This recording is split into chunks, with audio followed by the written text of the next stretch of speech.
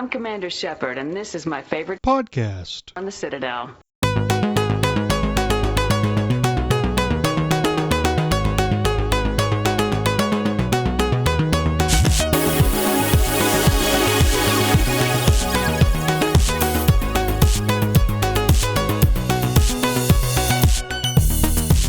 You are listening to Accidentally Casual, where we bring all the nerds together to have a nice, casual conversation about the things that we have in this wild, wild community. I am currently your host, Scott from BioWare Babbling, and joining me today is Tucker with his normal, enthusiastic, and vigorous intros. Tucker? Are you trying to do an impression of John Mulaney? Nope, not at all. How dare you accuse me of such things? Why would you take that as an accusation? I take that as a compliment. Dude's funny. So unfortunately, Minius cannot be with us this week. Hopefully, everything's going okay on his end of things.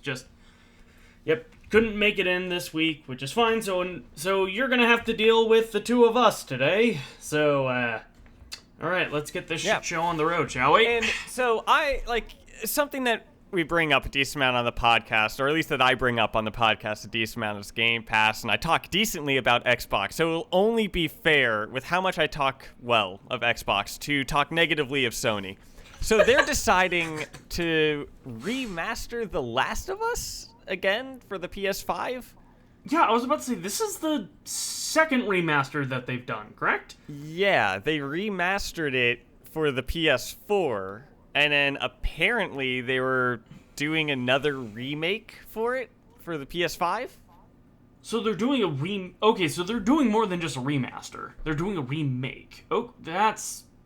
I still don't understand the point of it, and from the look at the community, or that I've been seeing from it, people are not happy with this. They are wondering, why are they spending the time to remaster The Last of Us and everything like that? Why not work on newer games?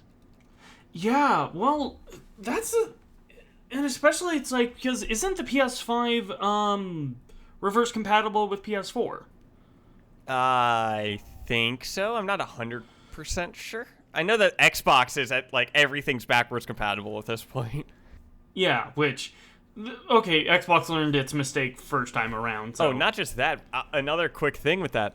Apparently, your saves from Xbox One transfer over to the Xbox Series One things. Ooh. So you don't have to restart anything. Apparently, Sony did not do that with the PlayStation from PS4 to PS5. People had to restart their load in the Spider-Man game or any of those other PS5 ones. Yeah, there are some things that PlayStation does. Well, and I guess more directing this at Sony. God, this is so unfair to have with Minius around. There's just some business decision that they just don't like playing ball, and my God, are they going to... They're, even with trends, they generally will half-ass them and really just try to do the bare minimum. But, they have market dominance as far as I'm aware of, so... What, Sony has market dominance? Yeah. In what? Well, they have more consoles. More people have PlayStation consoles than Xbox. Yeah, sure. So, if you're already the biggest player, there's not, what's really the point, I guess? It's kind of the angle, but even still at the same time, it's like, at least, yeah, as Xbox, kind of stumbled a little bit, sure, over the years, and they've definitely had some blunders, don't get me wrong. Oh yeah, that always on thing, that was cool. Always connected. Yeah, they've always had blunders. At the same time, it's like you kind of have to sit here and you're just like, at least they're trying to come up with new stuff. Sony, granted, if it, there's the idea of hey, if it ain't broke, don't fix it, but at the same time, it's Yeah, but that only can do you so much good for so long. You're gonna have to innovate eventually. Yeah, and Microsoft, between the two of them, between Microsoft and Sony, Microsoft does I would say they innovate a bit more. Yeah, a lot I would agree with of you on that. the things that are kind of commonplace now in gaming is stuff that Microsoft kind of started with. Like Xbox Live came before the Sony Network. what's it called? Yeah. The Sony Network? Yeah. PlayStation Yeah, Network. it's like this. Xbox had achievements and the friends list and like had all that kind of stuff. And that was before. Yeah. And then Sony just was like, "Hey, this is good." And they do some of the things better. Like I love achievements on the Xbox. That is my absolute just favorite thing.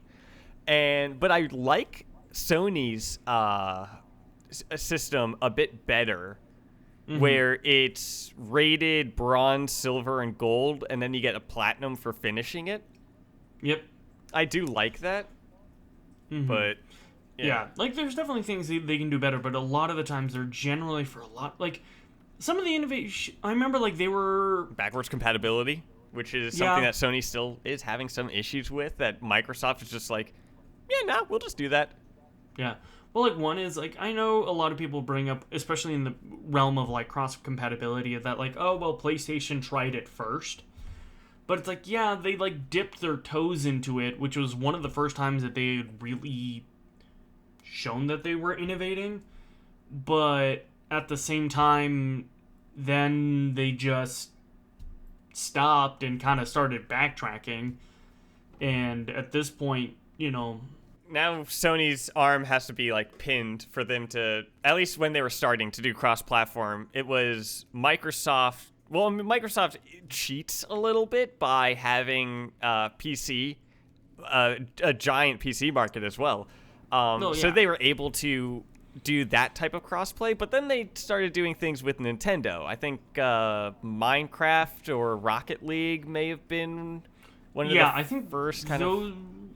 I think those are one of the first ones. I know Fortnite.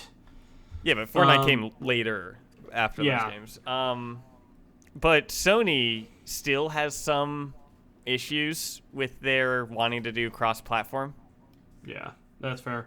Anyway, back onto the topic of remaking The Last of Us. Yeah, that's... I don't know how I feel about that, because especially it's like, I wouldn't even say the first remaster was 100% necessary, because, like, it looked great enough, as is. I feel like the original, like, the reasoning for the original remaster, which is a kind of a bit understandable, The Last of Us did come out at the tail end of the PS3, and the remaster came out, I think, within the first year of the PS4, so it was probably just some better textures and stuff like that. I almost kind of view it in the same vein as the Legendary Edition for Mass Effect. I almost view it in the same vein of like, okay, we're just modernizing the game so for current consoles. It's just... But I don't feel like The Last of Us really needs that. Yeah, it really didn't. It's a gorgeous game. Like, when it came out on the PS3, it was a gorgeous game to begin with. And one of the things it actually did really well was, like, it took that photorealistic approach. And especially, like, if you do photorealism, sometimes you're really limited by the technology that you have at the time. And so, like, that can age like fucking milk. But that didn't happen with Last of Us, which was really surprising. You know, something that has aged beautifully is the Jurassic Park movie. That I'm still amazed at, like, how good... Like the original? Yeah. How good the dinosaurs look with that. It's wild. Oh, yeah. It really... Yeah, it is actually rather surprising now that I think about it. But, The Last of Us... I don't... Like, Mass Effect, this makes a bit more sense to me because it's the 3 games bundled together so they're all in one place, kind of like the Master Chief Collection. It is all the games in one spot, one little bundle they're all Yeah. touched up and Oh, decent. no, like that makes I will- sense. Yeah, no, I will definitely say the Legendary Edition is far... Like, that was a necessary thing. Like, fucking hell, Mass Effect 1 came out, like, mid-360 era, and it was dated for 2007. Like, it already felt like a dated game. So it was, and now... So they were already, like, we're already 2 console generation behind and stuff like that. So it makes sense that you would do a remaster of that scale for, Mass Effect. But yeah, and again, also for the, for Halo as well. Same thing.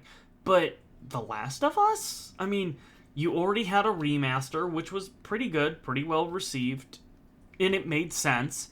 And especially if you already have a platform, the PS5, that can already play the remastered version, just do the reverse compatibility on the PS4, then why do you need to do a remake of it? Like, a part of me thinks like, oh god, are they going to like change the story? Are they going to? I mean, I doubt mess with it. They're not going to change the story because the story for the game is already like fantastic. It's already a great game. It would be gaming suicide if they did. But it's just like, are they doing something drastic as that? Are they trying like? There's also a rumor of a Red Dead 1 remaster. Oh, Not Red Dead Revolver, but the first Red Dead Redemption.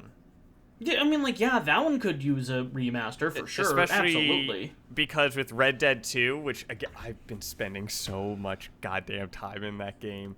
It is I get you, man. Such a good game. I am so upset at how much I held off on that game. And in fact, I have a horse in that I've just found in the campaigns, my new main horse. It is white horse, black spots and stuff all over it. I named it Horseshack, like Warshack. Boo! And I love it. Boo! But anyway. Yeah. But the remaster for the first Red Dead is that like they're just going to use the map from Red Dead 2, which makes sense. Like they're just kind of using that structure of it and then fixing it to match Red Dead 1. Yeah, well, it makes sense as well because if you look at like just how gorgeous the environments are, I'm just concerned about Red Dead 2. Like they look amazing, and if you do it for the original Red Dead Redemption and give it that same environmental treatment, it's gonna be amazing. I'm just concerned. Like I enjoy remasters. I enjoy replaying some of the games that I've loved, and as well as some of the games that I've missed out, because even though all of my stuff with gaming, I still kind of got into gaming a bit later than like other people. So like the Battle for Bikini Bottom, that remake, like that was actually kind of fun. Same thing with Destroy All Humans, but some of them, it's starting to feel like it's like, I mean, like a cash grab for it, but not just that. It feels like some companies are just kind of worried to make a new game. Yeah, no, I definitely can feel you on that one, and I think there's a few companies out there that are actually really kind of feeling that pressure. Like Blizzard has a bunch of remasters coming out, but do they have anything new kind of coming out? And that's kind of the thing I was thinking about. Is or like, wait, they have the new Diablo game, right? Yeah, they have Diablo 4 is coming out. I know there's Overwatch 2. Is that still coming out? I thought that got canceled or something. No, I wouldn't be surprised if it's delayed. I don't play Overwatch, so I wouldn't really know. But yeah, they don't really have a lot of good projects going on. I might dip back into Overwatch. It's been a while since I played it, so I might like dip back into it for a week or something like that just to see how much things have changed.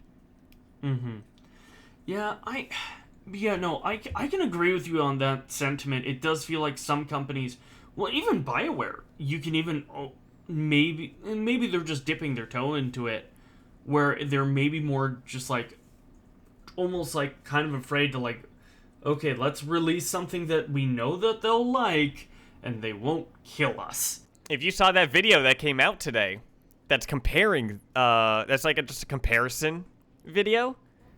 It looks beautiful. Game? For which game? The Legendary Edition. Oh, I mean, I've been seeing them, and yeah, I mean, like, yeah, it was good. Yeah, I've always said I will, and I think I've said this before on the podcast, but I'll definitely say it again. I don't think you, especially Mass Effect 1, you really don't need to improve it much. Mass Effect 1 needs improvement. Well, hold on. You don't need, it almost doesn't need that much improvement to make it exponentially that much better of a game, you know? It's, like, do you kind of get my meaning a bit? Where it's less of a, like, you don't need to go the full, like, I always, like, I know people have their opinion on the Master Chief Collection, but if you look, like, at Halo 2, for example, that remaster, whew, that is damn near gold standard of, like, what I consider, like, yeah, nope, that's about as good as remasters get. But, like, looking at the, like, you don't need to go to that level of a remaster. Like, okay, let's make everything a little bit prettier. Let's clean everything up a bit, combat-wise. You know, fix a few things here and there. And the game's going to be exponentially so much better. See, now you see, Scott, I am going to take an opposite stance of that. And I think that there should be that standard of a decent amount needs to be changed. Because if you're not setting that standard, that high up standard like that, then you're, like, you know, then you're, if you lower the bar for it, then you're allowing a lot more content to come in that is of lesser quality. That's fair. I can get you on that point. I was more meaning it on the idea of really almost like the amount of effort that you put in versus, you know, like the amount of effort that you put in versus what you'll get out of it and what the fans will get out of it. That ratio was really good of, like, you don't need to put that much effort in for the fans to appreciate it that, you know, exponentially more. Almost like the inverse of that, in my opinion, is this remake of the fucking Last of Us. Like, how much work are people gonna, you know, how much work are they gonna have to put into this remake? And at this point, fans are either going to feel the same or slightly less about it. I want to know who's the demographic that they're aiming for. Because this is also kind of like the Skyrim remakes, or how GTA 5 got a remake for the PS5. Which, why? Yeah.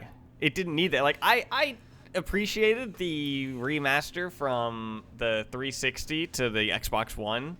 Yeah. And so on, just because it also added first-person mode and some other, like, things like that. Like, it was decent. But what's with the PS5? Well, where's GTA 6? Yeah. Well, and also another part about it is, you know, for games like that where they're more sandboxy, where you can, you know, Skyrim, GTA, and things like that, you know, whenever a new console comes out, they come out with a new version for that current console. You know, those are sandbox games. So new people can get those and, you know, explore with them more. You know, there's so much more you can do, but The Last of Us is not a sandbox. Yeah. Like, there's not really a lot that you can do with it. You know, like, I do, and granted, I say that as if it's like, oh, there's no content in this game whatsoever. Yeah, no, I don't want to be murdered by the internet, thank you. But it's more, what's the best way to, it almost more just, it's a linear game. It's a story-driven game. Yeah, it's a story-driven, very linear game that there's not much room to mess with sandbox-wise. You can't really deviate from the golden path. Yeah, so it's kind of weird for me that, like, okay, well, what's the longevity?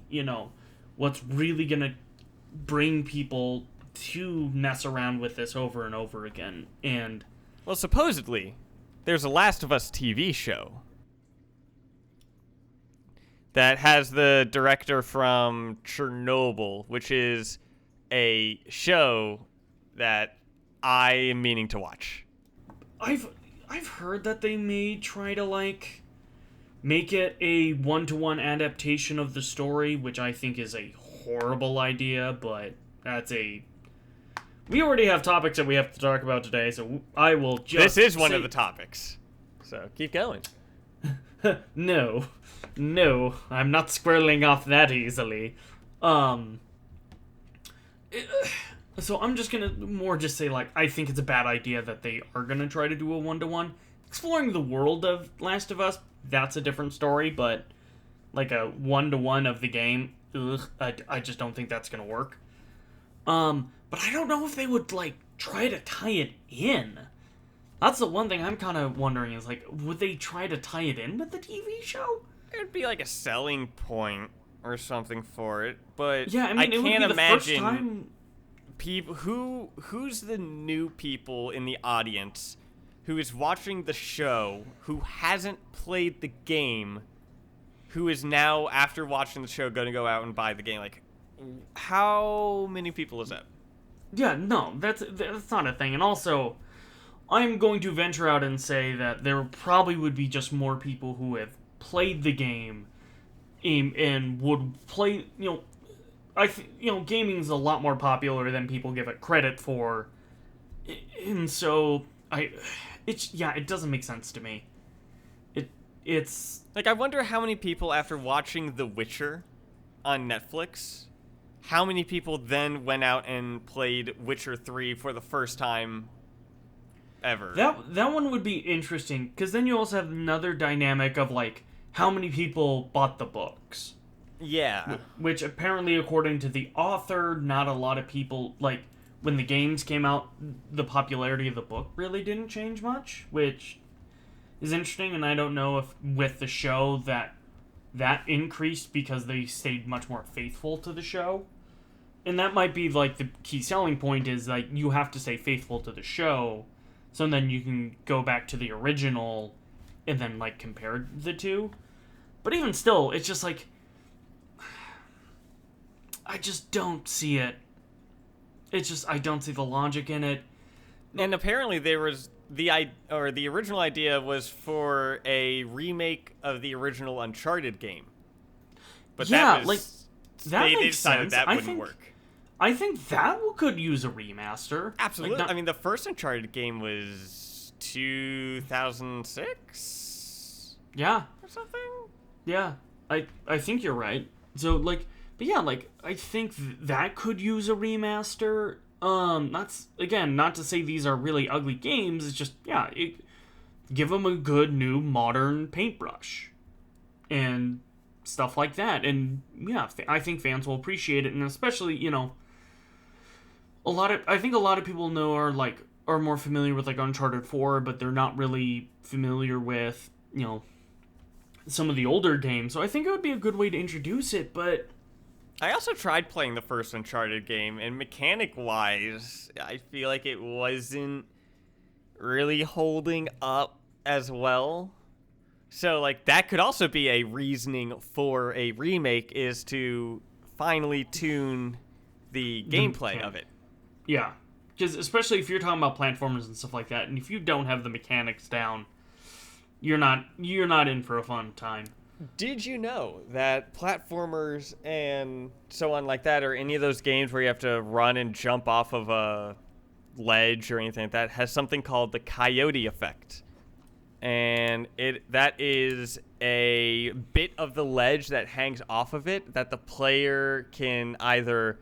They're essentially like standing on the air or something like that, which allows people... Because we're awful at accurately timing things, So you make a invisible part of the ledge that is just a little bit off. So people, when they think they're on the edge and they're actually over it, but when they feel like they're doing that final jump across. You have that ledge right there, so then it can give them that little bit of a meep. Yeah, it's called the coyote effect. All right, so I think we kind of thoroughly beat that topic into the ground. So let's move on to our main topic, which is going to be live services and kind of our thoughts on live services. We were going to talk about this yesterday, but then or fucking hell, god damn it. Last week we were going to talk about live services. But fortunately, we got fucking news for once about the game, about Mass Effect coming out, so we actually could talk about something relevant for once in our lives. So, nope, no news, so it's back to, our usual trying to come up with topics. And this one is going to be live services. So I'll start off with you, Tucker. What is just more of a general first pitch on your thoughts on live services? That they can be something that is beneficial to the gaming. That it could be just beneficial for games to keep the game up and going, to continually provide content that gets put into the game is a great thing, but then there is the issue of you're taking time away from development of new games and new things like that. So it really is a type of balance, and something that we're kind of starting to see a little bit are, rather than games being built for like an idea of it, games are being built for a service, like Rainbow Six Siege. Yeah, I would say that you can just keep adding people and maps and stuff like that to that game, and it will always feel fresh and new, because it feels like that game was kind of built with the idea of just to continuously add new things.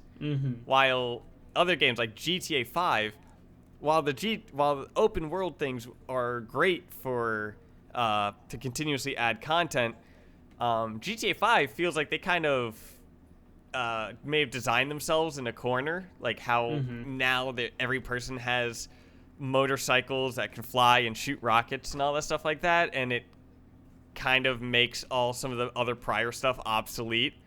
And then they've also kind of ruined the economy in the game, which, so like that is a bad example. Although I say bad example in such loose terms, because that GTA 5 makes bank.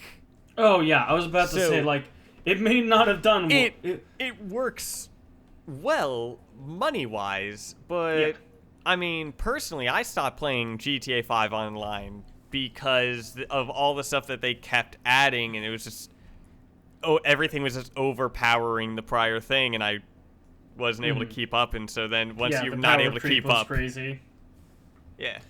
Yeah, the power creep was just too crazy.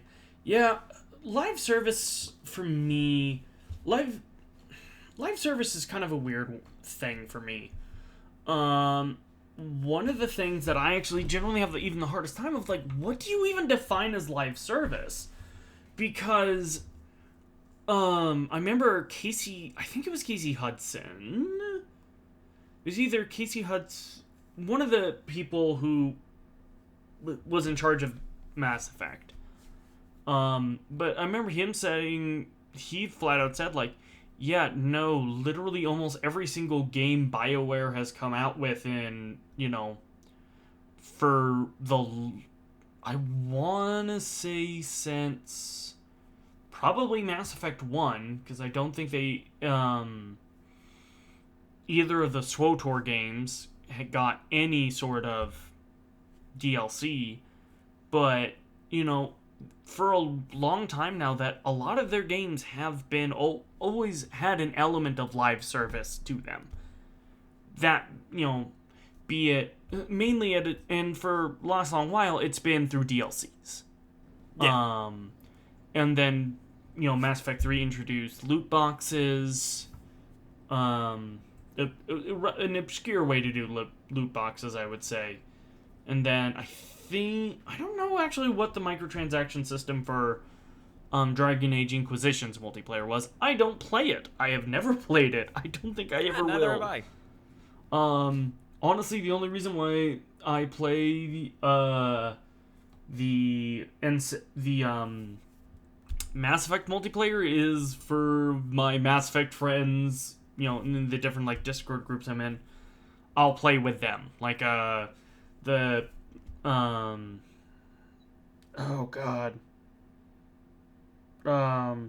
Odyssey Gaming, the crew from Odyssey Gaming, Ash and Rima, for N7 Day, I'll join them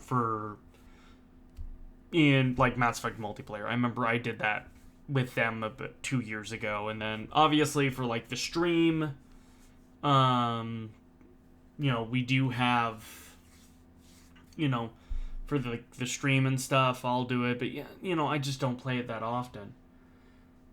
But back on the topic, I just, BioWare games have always had an element of live service to them. And for the most part, especially if you consider things like DLC, for the most part, BioWare, people have always liked the DLCs that BioWare has come out with.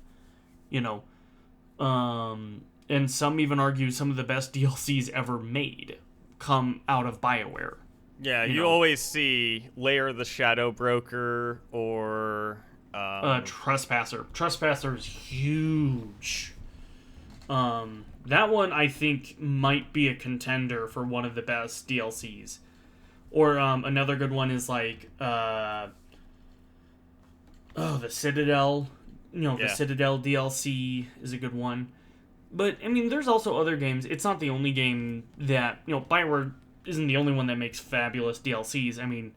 If you look at The Witcher 3 and the DLCs that came out for that. Undead Nightmare. Oh yeah, Undead Nightmare. That was popular. Yeah, I think where a lot of... So, generally those DLCs, for the most part, that part of live services, I think people enjoy. I think it's the problem where it's the more active monetization schemes that kick in. So, when you deal with games like Dota, like League, like Overwatch, and so many of these built to be kind of like what you were talking about, these built to be live service games that are meant for active monetization, that just, I think that's where a lot of people get hung up on. And I know how you monetize a game can really rile up a fan base really fast. You put loot boxes in a game, holy shit, do people get pissed at that. Rightfully so, mind you. Well, yeah, after the whole Congress having to step in and be like, hey, this is kind of illegal. World governments were getting involved, which I think it's too little too late at this point, because... What do you mean? You have to start somewhere at some time. True, I think the problem is the speed of governments just can't keep up with the tech industry. So by the time we even get legislation actually wrangling in loot boxes and stuff like that, we're already gonna be yeah, no, we don't use loot boxes anymore. We found other monetization schemes that are just far more profitable. And I think that's already happened. Well, here's a little bit of a spoiler. The government has constantly had issues with the gaming community and video games and stuff like that, and they've always been kind of behind the ball. Yeah. Except for the ESRB, the creation of the ESRB. Yeah. I would say that was very rational and everything. Yeah, and I think the issue with the ESRB is that, and granted this is true of any self-regulating body, is of, industry insiders, is they can regulate they can choose to regulate or not regulate things that very much profit them. And that's kind of what they did with loot boxes. Like, loot boxes isn't gambling, despite the thousands of Despite it studies being that... gambling. Yeah, that literally... Well, and it's crazy because they literally will use the same tactics that you see in, like, slot machines and other different types of gambling machines. Yeah. Especially, I mean, some loot boxes do have, like, you can't get duplicates or things like that. It's like, that's good. But, yeah, when I mean, yeah. This is a bit of an example going back with Siege. Siege has an awful loot box system. Absolutely awful. So every time, it has to be, I think, a ranked match. I don't think it counts with quick play, or I could be wrong with that. But at the end of the game, if you win, you roll this percent counter. And if it lands on, like, the arrow, then you get a pack. If it doesn't land on it, then if you won, it adds 3% more to the shade that it needs to land on. But if you lost, then it doesn't roll at all, and it just adds, like, 2% to it. So you're already rolling in with a low percent. You start with 3%, and when you miss, and so now you're at 6%, and you roll again, you miss, and now you're at 9%. So, like, you're already doing that, and you have to win to do that, too. So there are times where you're at, like, 20%, but you lose a few games in a row. Now you're at 26%, but you've lost in a few games. And then when you get the pack, you can get a duplicate, and the amount of, like, in-game currency that it gives you back for a duplicate is a joke. And then buying packs in-game currency is so damn expensive. I mean, Siege, none of the gameplay is behind any of the loot boxes or things like that, but god damn. Yeah. Well, I remember, for me, the biggest... The time where I probably interact with live service in a negative way was when Battlefront 2 came out. I was one of the people who bought it, at release, and I was playing it. Oh, dear Jesus Christ. That game was so fucking grindy. And it's like, and mind you, like, gaming, especially when it comes to multiplayer, I'm not the best in the world. Watch the one live stream I'm in, you realize, I'm not the top of the leaderboards. But even still, like, with how I would play, it's just, and still the weapon balancing is bullshit in that game already. It still is years later. But I remember playing that, and I would do a 4 or 5 hour session, grind up to get one or two loot boxes, and then I would roll for them, because that was the only way you could, like, get better gear or progress at all in character-wise, was through these loot boxes. And oh Jesus Christ, I would do that, and then I would get nothing that I wanted, and it's like, wow, I literally wasted like 5 hours of my day to get hot garbage. One thing, though, to kind of, like, use this to transition a little bit, or at least transition point-wise, is while live services can have some really bad implementations, another one I can think of, like Apex, with some of their, like, exclusive items, it's like you have to spend essentially over $200 just to get to them, which is fucking bonkers. Is that, I mean, they can keep games going for fucking years. I mean, when Siege came out, it was, like, it did not have a good start at all, right? Yeah. But now, all of a sudden, it's one of the premier, esports games. And that's like 5 or 6 years later. Yeah, it came back from the dead. Yeah. Well, and even games like Among Us, which is a small indie game, that has elements of live services and monetization in it. And that took 5 or 6 years for that game to become the popular monstrosity that it is. Well, yeah, but that is a very different case, I would say. Was like a small indie game that blew up because someone streamed it. That game came out in like 2018 or something. Was it 2018? Okay. Yeah, and it was made by only 3 people. It was just a small kind of like project thing, and it just right place, right time. Oh yeah. Great art style that the internet just fell in love with. Great timing with the pandemic. I mean, fair enough there.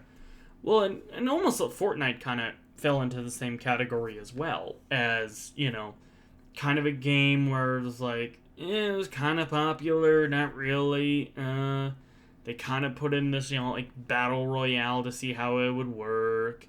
And then it blew, when people fell in love with the art style and stuff like that, and it really blew up from there. But I would say, like, Fortnite had probably one of the best monetization schemes out there, and it seems to be the most... I think it is now at the point where it's probably going to be how they have their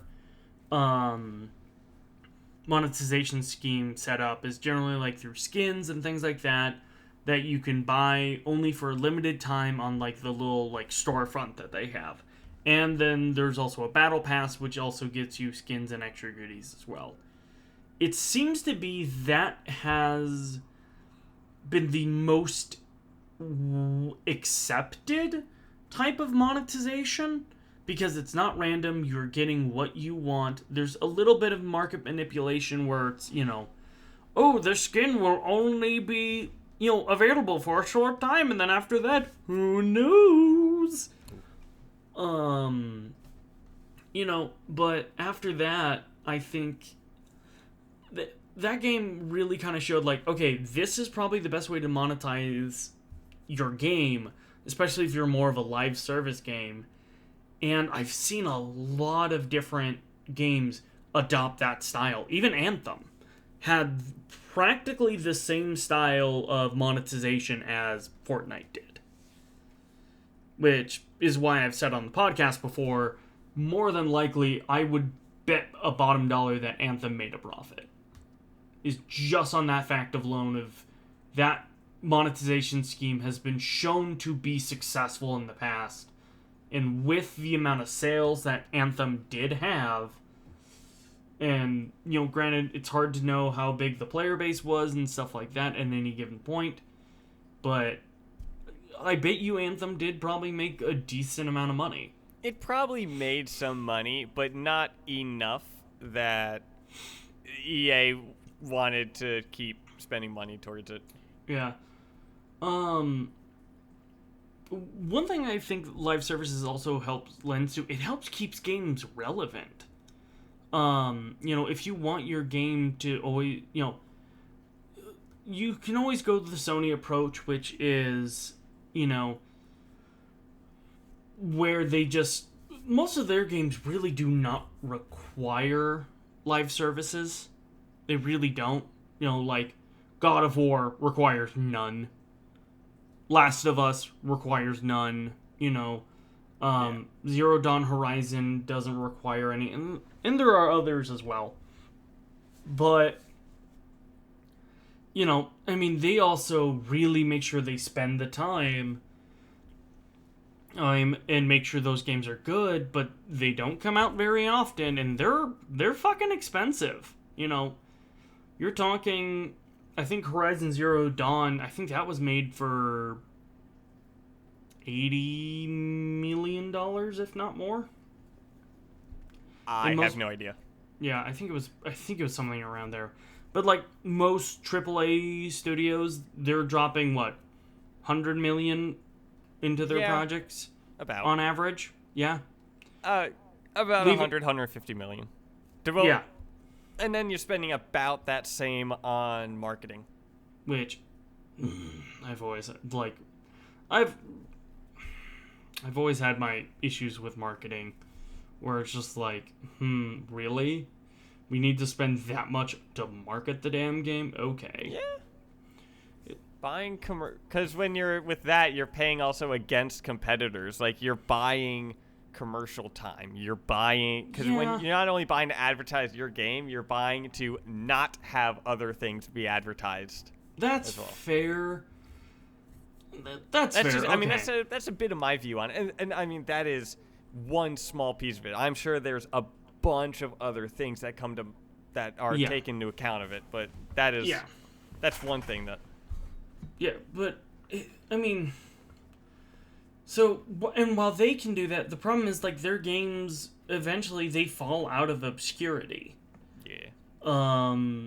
Like God of War is not talked about as much as it used to be. Same thing with Horizon Zero Dawn, except Not until the sequel comes out for it. Exactly, until a sequel comes out and then you rebuild the hype train.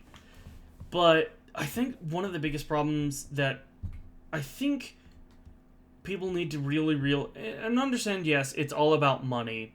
And I think that's, while true, doesn't accurately describe really what's going on. And one of the big things that I see is not necessarily, oh, it's about money. It's like, no, if we don't do this, we could lose, we would be missing out on so much money.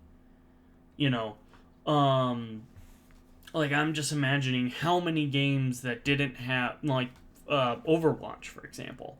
If it didn't have its loot box system in how it was set up, I bet you it would still be just as popular.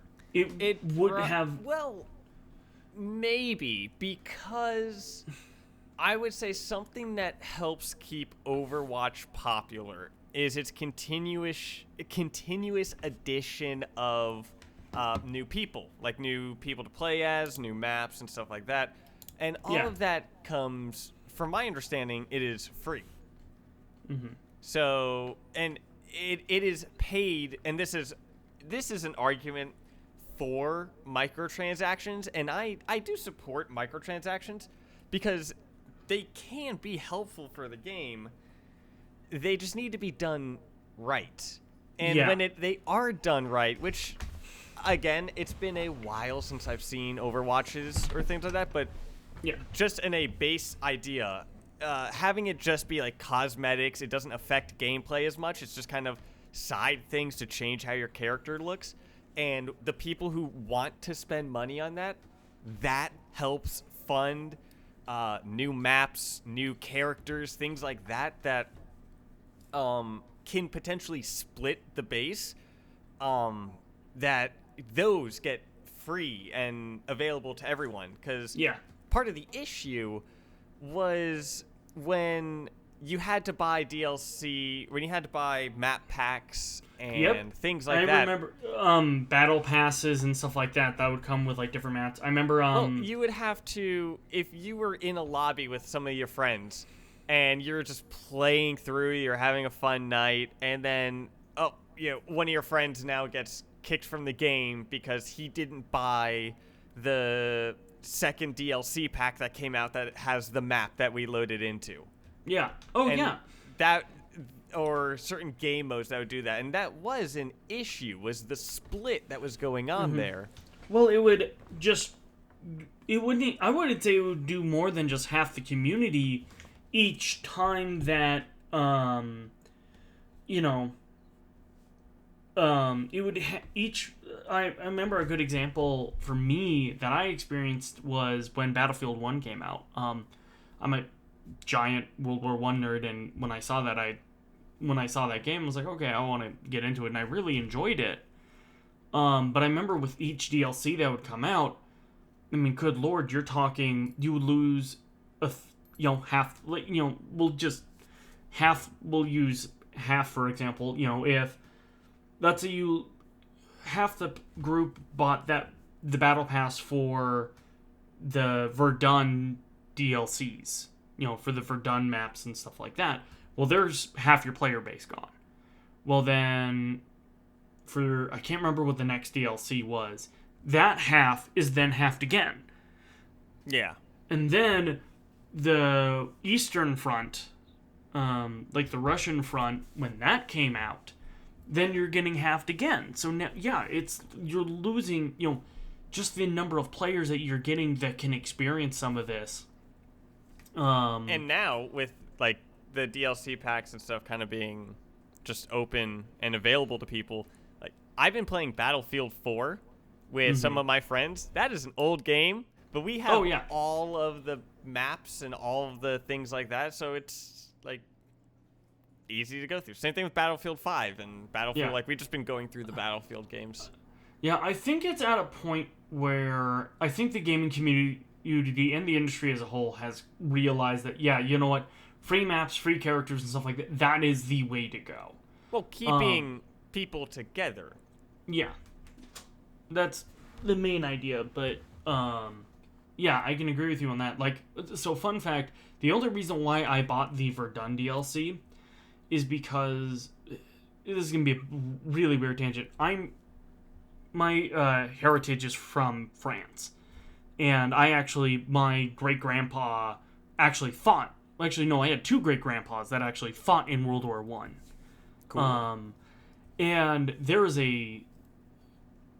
so, like, at Verdun, I wanted to kind of experience that a little bit because there's a 75% chance that my grandfather fought at the Battle of Verdun.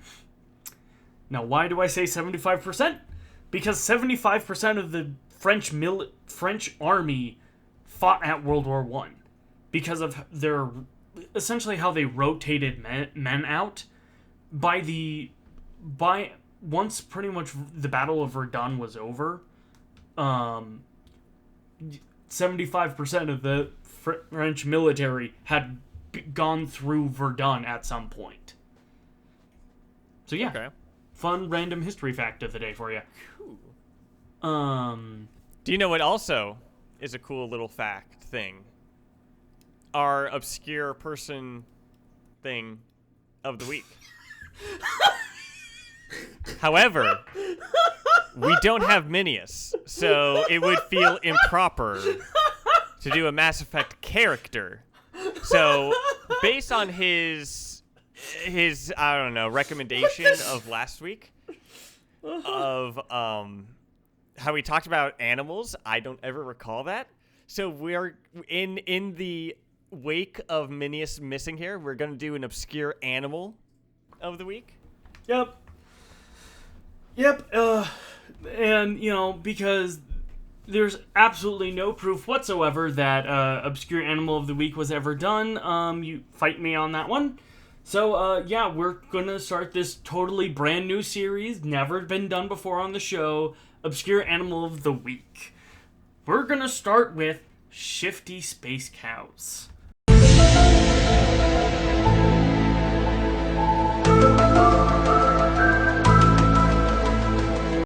Now, Tucker, what is it that you know about shifty space cows?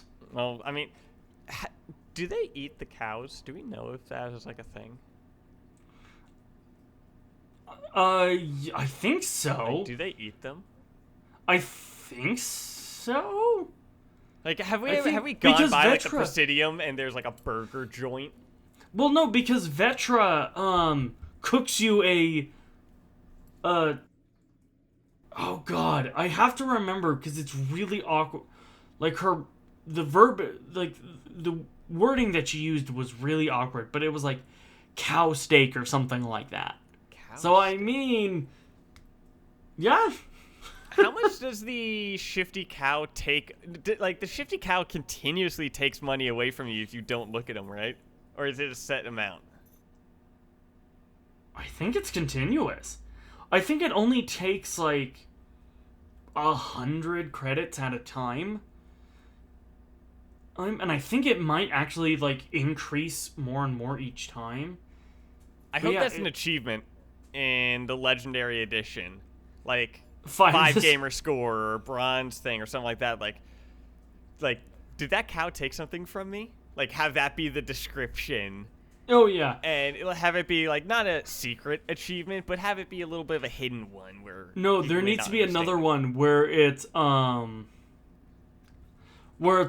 you have to willingly allow the cow to take all of your money and, like, reduce it all the way down to 0. Oh, God, I hope not. Especially because I hope that the money exploit is still in the game. Oh, God. Where you would be able to buy, you'd be able to buy weapons or something from one vendor and then go to a different floor and sell to a different vendor those weapons for more money.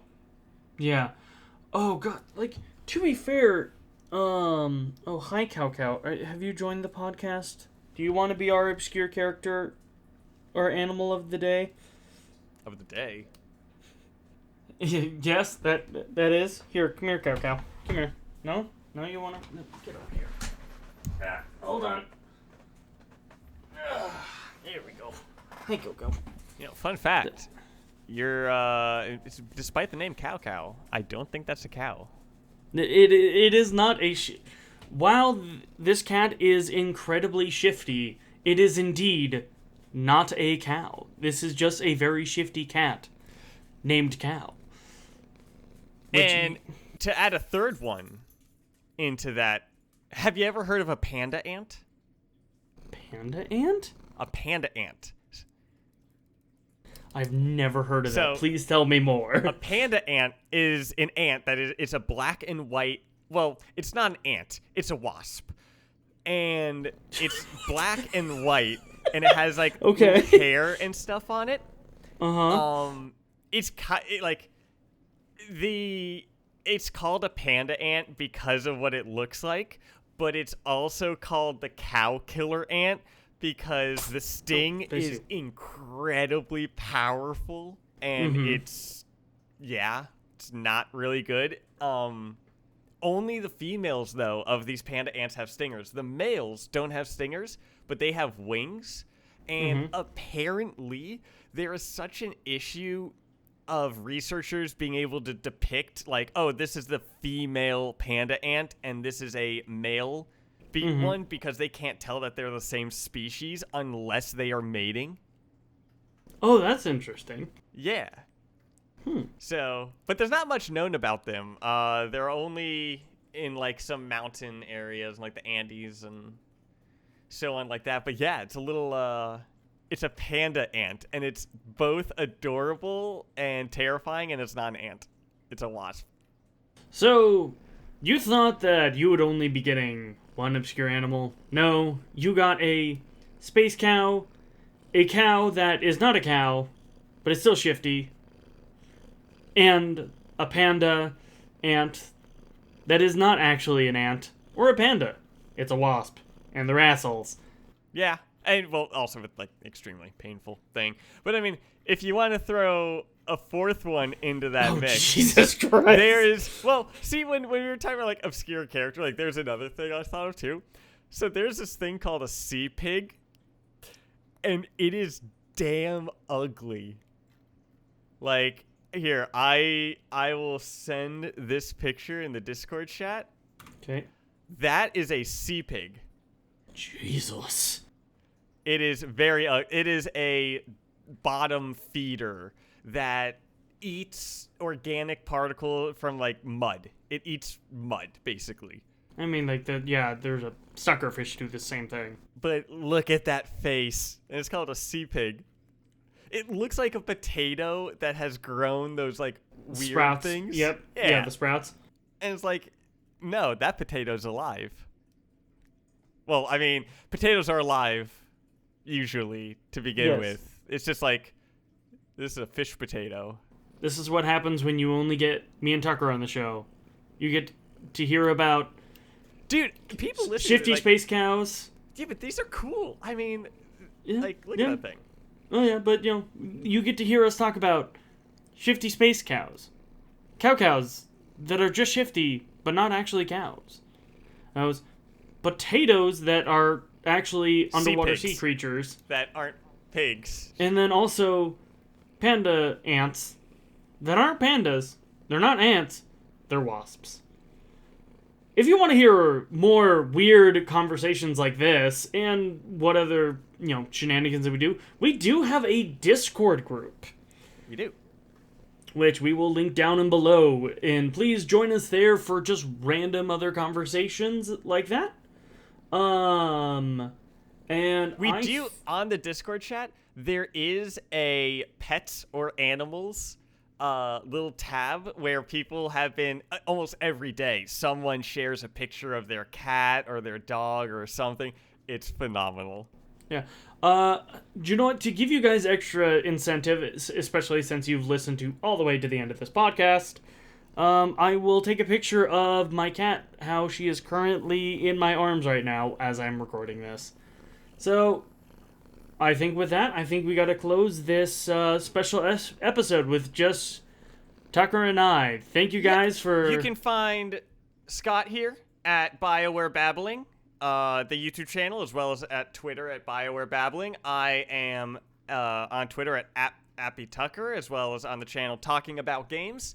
And then Minius, our pal who is not here, is both his Twitter and YouTube channel are Minius GC. Yep. So. It was lovely having you guys join us here on this accidentally casual talk about God knows how many different things. I hope you all have a wonderful day today. All right. Bye.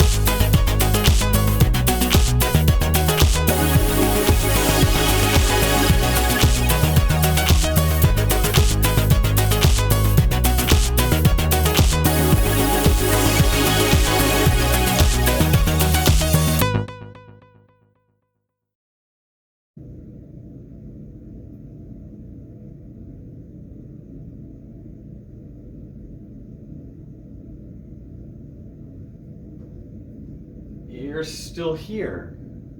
It's over. Go watch another video.